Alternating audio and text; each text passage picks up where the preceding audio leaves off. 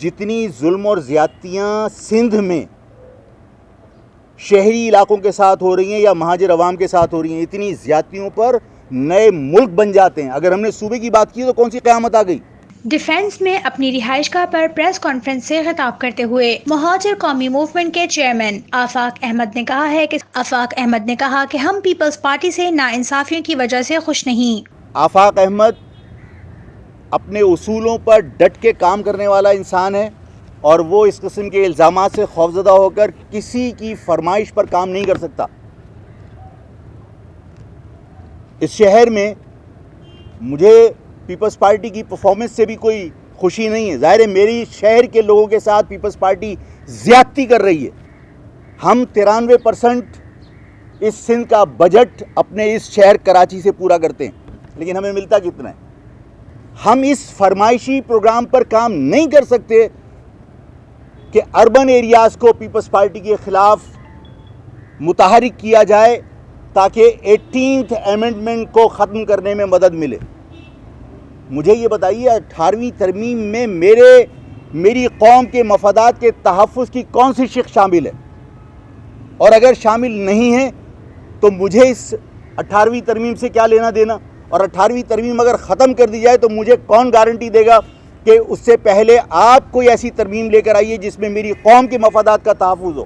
ٹھیک ہے، 18th amendment کے لیے ہم کام کرنے کے لیے تیار ہیں، لیکن اگر اس JIT سے ڈرا کر کوئی چاہے کہ ہم کسی کی فرمائش پر کوئی کام کریں گے تو قطعی نہیں، ایسا ہو ہی نہیں سکتا۔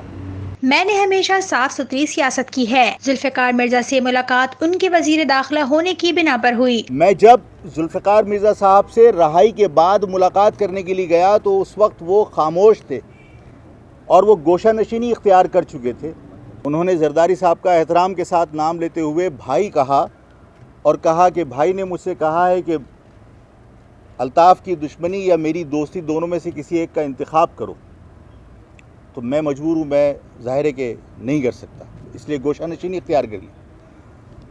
اب جب یہ صورتحال میں نے محسوس کی تو مجھے وہ واقعہ یاد آیا کہ ذوالفقار مرزا صاحب جب میرے پاس جیل میں ملاقات کے لیے گئے تو اس وقت متحدہ کو ممکن ہے کہ ڈرانا دھمکانا ہو کہ آفاق احمد سے ہمارے معاملات ہو رہے ہیں یا آفاق احمد سے ملاقاتیں ہو رہی ہیں۔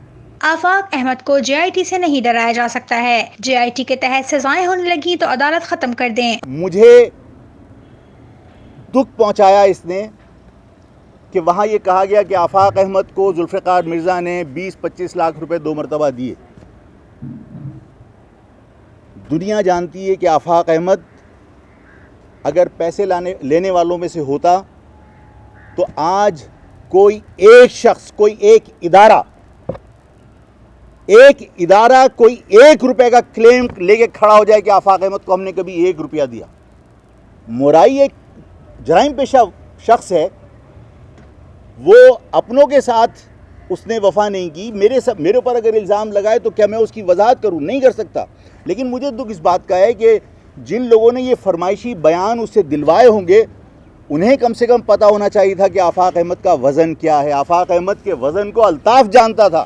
اگر اس انویسٹیگیشن رپورٹ کے اندر کسی کو مجرم ثابت کیا جا سکتا ہے تو مجرم کی حیثیت سے اس کو سزا بھی دے دو، اور اگر اس JIT میں شامل ٹیم کے ارکان ان کو اتنا اختیار حاصل ہے کہ وہ جس کو چاہیں اس JIT میں شامل کر کے مجرم کنسیڈر کر لیں تو پھر ان عدالتوں کا کیا کام ہے؟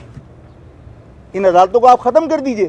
ہم اس JIT سے بلیک میل نہیں ہوں گے اور نہ ہی اپنے اصولوں سے پیچھے ہٹیں گے۔ ہم سپریم کورٹ آف پاکستان سے مطالبہ کرتے ہیں کہ اس معاملے پر از خود نوٹس لیا جائے۔ علی زیدی نے ایک پٹیشن دائر کی تھی کہ جناب JIT کو پبلک کیا جائے، ہائی کورٹ نے آرڈر پاس کر دیا۔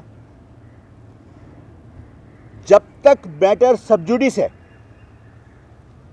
مجھے اس پر بات نہیں کرنی چاہیے، لیکن یہ کورٹ کی بیٹ دیکھتے ہیں۔